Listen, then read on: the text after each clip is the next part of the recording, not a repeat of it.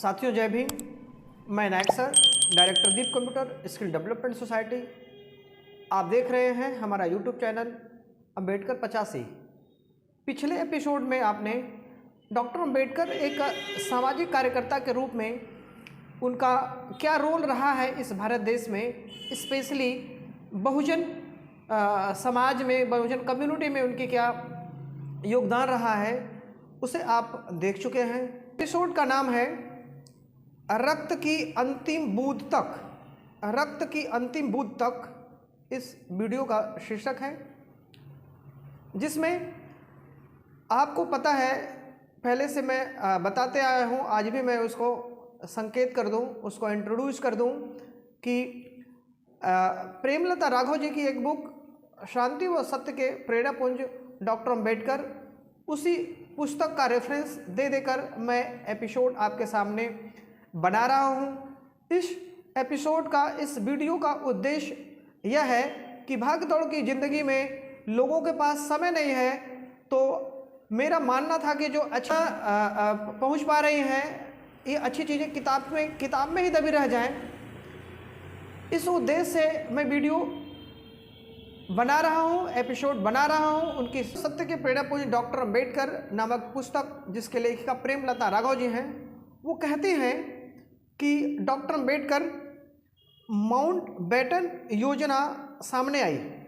वो बता रही हैं अपने शीर्षक रक्त की अंतिम बूंद तक में, वो लिखती हैं माउंटबेटन योजना सामने आई, भारत के दो टुकड़े हो गए, पाकिस्तान का अस्तित्व स्वीकार कर लिया गया, भीमराव के सत्याग्रह से कुछ नहीं हुआ, वह इंग्लैंड गए, वहाँ से भी कुछ नहीं मिला, फिर उन्होंने दलितों के लिए संविधान सभा में संघर्ष के लिए सोचा।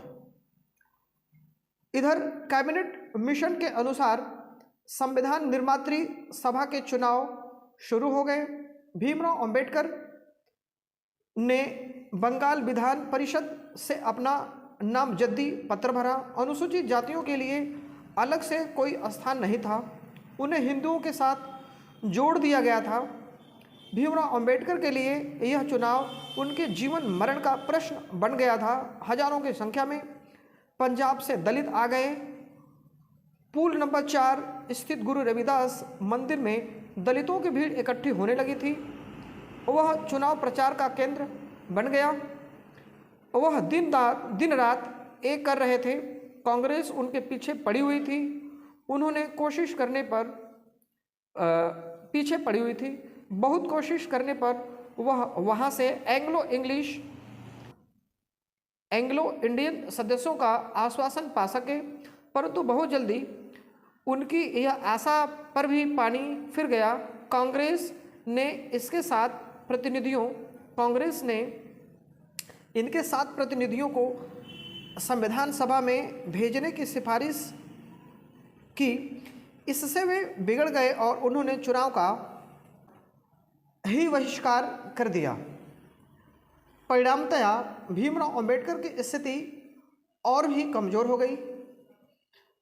कांग्रेस ने भीमराव अंबेडकर को हरवाने के लिए पूरी ताकत लगा रखी थी। भीमराव का दिमाग चक्कर खाने लगा। उन्हें यह चुनाव बहुत भारी पड़ गया। बारंबार उसके मन में सरदार पटेल का यह संवाद आग उगल रहा था। मैंने संविधान सभा के दरवाजे तो क्या, खिड़कियों और रोशनदान तक बंद करवा दिए हैं। देखते हैं अब अंबेडकर का उसमें कैसे प्रवेश होता है। सरदार पटेल के ये कठोर शब्द उनके हृदय को बेचैन कर देता था। चुनाव शुरू हुआ। बंगाल विधान परिषद भवन में मतदाताओं का प्रवेश तेज हो गया। वातावरण गरमाने लगा, शोर शराबा बढ़ा। कुछ क्षण तनाव के बीते। चुनाव की कार्यवाही फिर से सामान्यतया हो गई। चुनाव के बाद अटकलें गरमाती रही।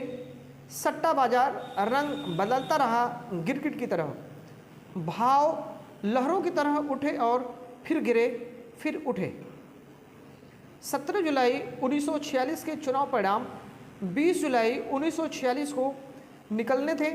बीच के 3 दिन 3 वर्षों के समान बीते। आखिर परिणाम घोषित हुआ। भीमराव अंबेडकर विजयी हुए। उनकी जीत ने एक कीर्तिमान बनाया। देश भर के स्वतंत्र उम्मीदवारों में उन्हें सबसे अधिक मत मिले। शहर नाच उठा। बाबा साहब अंबेडकर की जय, डॉक्टर भीमराव अंबेडकर की जय गगन नारों से गूंज रहा था।